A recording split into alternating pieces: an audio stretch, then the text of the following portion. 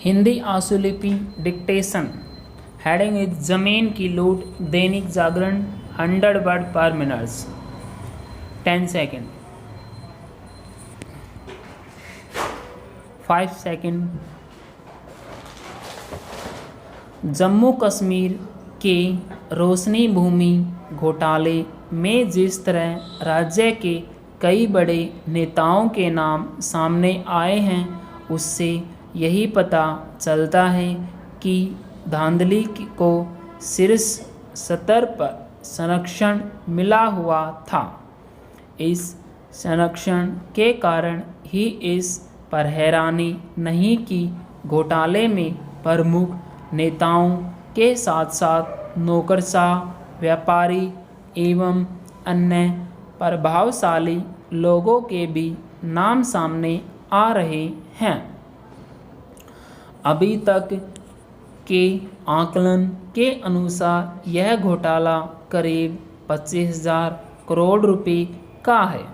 इसका मतलब है कि जिन लोगों पर सरकारी संपत्ति की देखरेख की जिम्मेदारी थी, उन्होंने ही उसकी लूट की।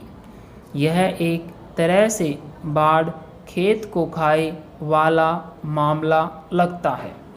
इससे संतोष नहीं हुआ जा सकता कि इस घोटाले में एक बड़ी संख्या में लोगों के नाम सामने आ गए हैं और उनके खिलाफ कार्रवाई शुरू हो गई है, क्योंकि आवश्यकता इस बात की है कि घोटाले में शामिल लोगों के खिलाफ कठोर कार्रवाई भी की जाए। यह घोटाला सामने आने के बाद गुपकार गठजोड़ का गुपकार गैंग की संज्ञा देना उचित ही जान पड़ता है। जिस तरह नेशनल कॉन्फ्रेंस पीडीपी और कांग्रेस ने सरकारी ज़मीनों की खुलकर बंदरबांट की और उसमें अपने रिश्तेदारों के साथ साथ अपने मित्रों और परिचितों को भी लाभान्वित किया, उससे तो यही लगता है कि कहीं कोई रोक टोक नहीं थी और न ही किसी के मन में इसका भय था कि यदि कभी सच्चाई सामने आई तो क्या होगा।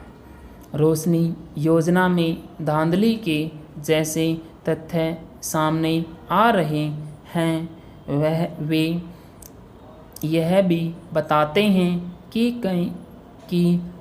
कश्मीर केंद्रित राजनीतिक दलों ने संसाधनों को दोनों हाथों से मनमाने तरीके से लूटा।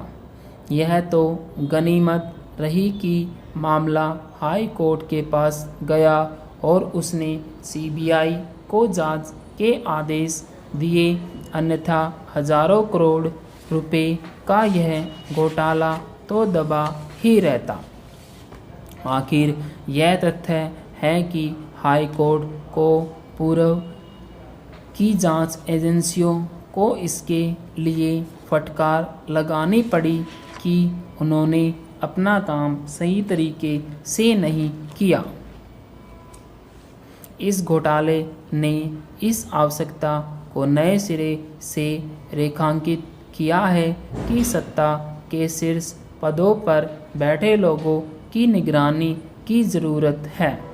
इस ज़रूरत की पूर्ति सुनिश्चित की जानी चाहिए। इसके अलावा यह भी देखा जाना चाहिए कि कहीं इस तरह के अन्य घोटाले तो अंजाम नहीं दिए गए। यह घोटाला इसलिए कहीं अधिक लज्जाजनक है क्योंकि रोशनी एक्ट कथित तौर पर गरीबों की भलाई करने के इरादे से लाया गया था, लेकिन जो नेता इस एक्ट को लाए, उन्होंने गरीबों का हित करने के बजाय खुद का घर भरना जरूर समझा। विडंबना यह रही कि एक के बाद एक सरकारों ने इस घोटाले को रोकने के बजाय उसमें भागीदारी करना जरूरी समझा। पूर्ण विराम।